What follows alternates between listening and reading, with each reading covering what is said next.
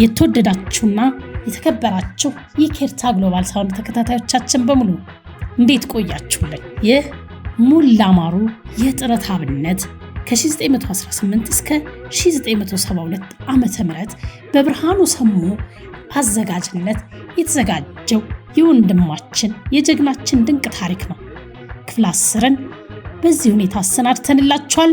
ከወዲሁ ስለ አብሮነታችሁ ከልብ እያመሰገንን ቻናላችንን በቅንነት ሰብስክራይብ፣ ላይክ፣ ሼር ማድረጋችሁን አትርሱ እያልን በፍቅር እንጠይቃችኋለን።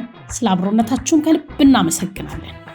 ሞላ ማሩ የጥረት አብነት ክፍል 10 ከ1918 እስከ 1972 ዓመተ ምህረት ብርሃኑ ሰሙ እንዳዘጋጁት አዲስ አበባን ማዕከል በሚያደርግ የኢትዮጵያ መንግስት ታሪክ የሀገሪቱን የገንዘብ አስተዳደር የሚመራና የሚቆጣጠር ተቋም ለመመስረት ከመነሻው ጥረት መደረጉን ያመለክታል።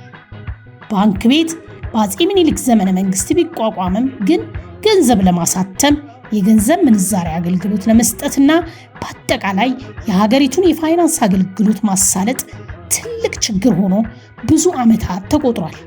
ከኢትዮጵያ ጋር ዲፕሎማሲያዊ ውል ለመዋዋል የአሜሪካ መንግስት ወደ ኢትዮጵያ የላከው ቡድን የገጠመው ችግር አንዱ ማሳያ ነው። ጅቡቲ ላይ የቆየነው በተለይ ለቀሪው ጉዞ የሚያስፈልገንን ምንዛሬ ለማግኘት ነበር።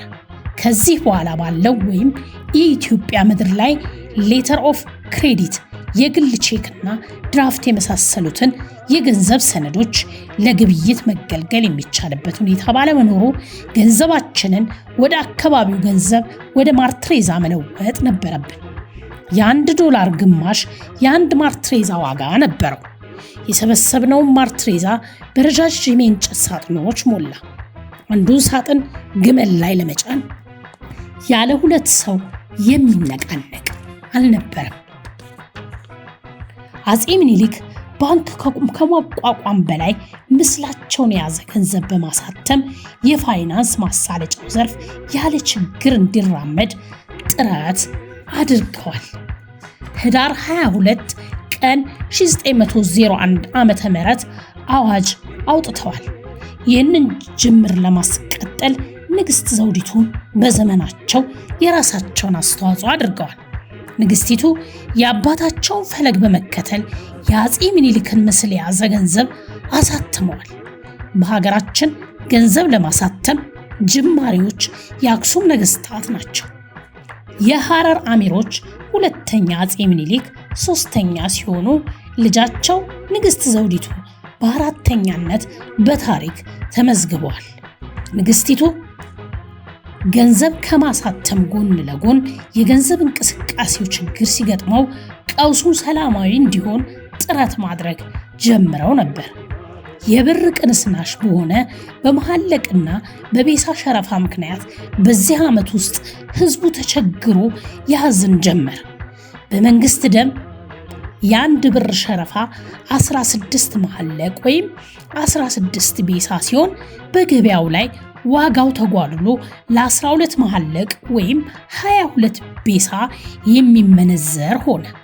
ከቶንም በአንዳንድ ስፍራ ከዚህም ዝቅ ብሎ ይመነዘር ጀመር።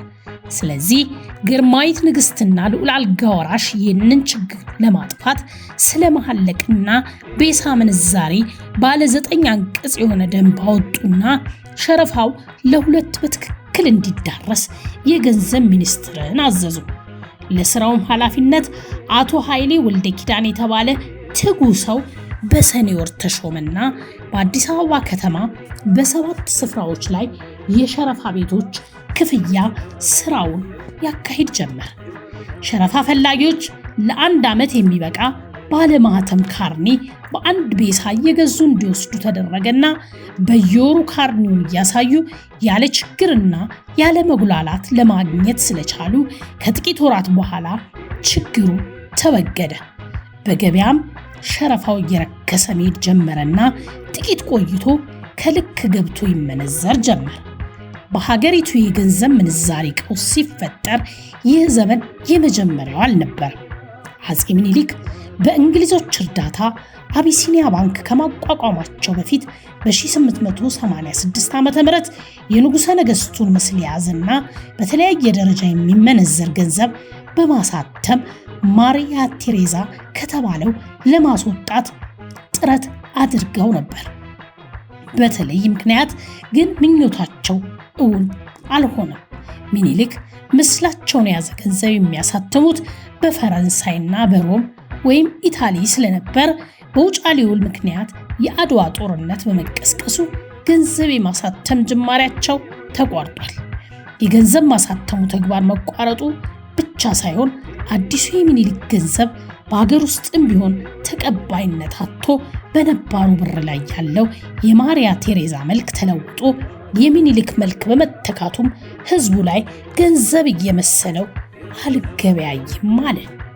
ብሩ የሚኒሊክ የታተመው ፈረንሳይ ሀገር ስለነበር ህዝቡ የፈረንሳይ ብር ወይም የመንግስት ብር ወይም የጃንሆይ ብር እያለ የተለያየ መጠሪያ ወጣለት።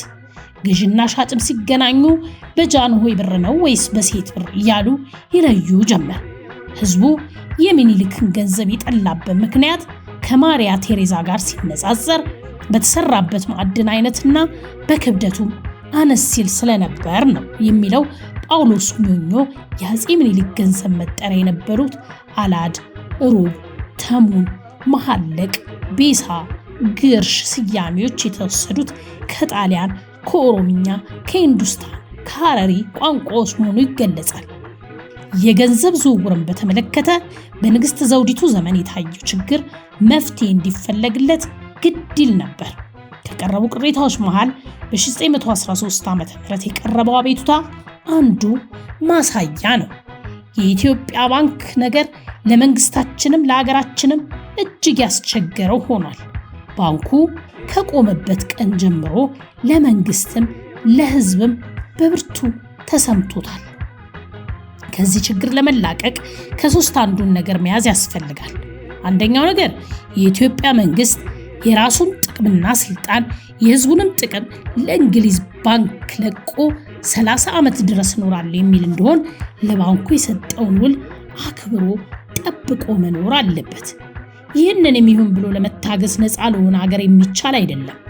ሁለተኛውም ነገር ይህን የባርነት ውል ታግሶ ለመኖር የማይቻል ከሆነ በውሉ ላይ ተከራክሮ እንደ ሌላው ሀገር ሁሉ የተካከለ ደንበኛ የባንኩን አሻሽሎ መጻጻፍ ያስፈልጋል።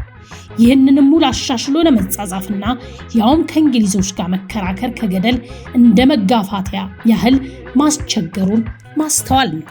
ሶስተኛው ነገር ከዚህ ከችግር የሚያወጣን በማንኛውም ዋጋ ቢሆን ባንኩን መግዛትና ከእንግሊዞች መላቀቅ ከሁሉም የሚሻል ነው። ሞላ ማሩ የጥረት አብነት ከ1918 እስከ 1972 ዓ.ም ብርሃኑ ሰሞ እንዳዘጋጁት ክፍል 10 እንዲህ ተሰናዳ። ቀጣዩን ክፍል ይዘን እስክንገናኝ ድረስ ቸር ቆዩልን እያልን ስለ አብሮነታቸው ስለምትከታተሉን ከልብ አመሰገንን። አበቃ።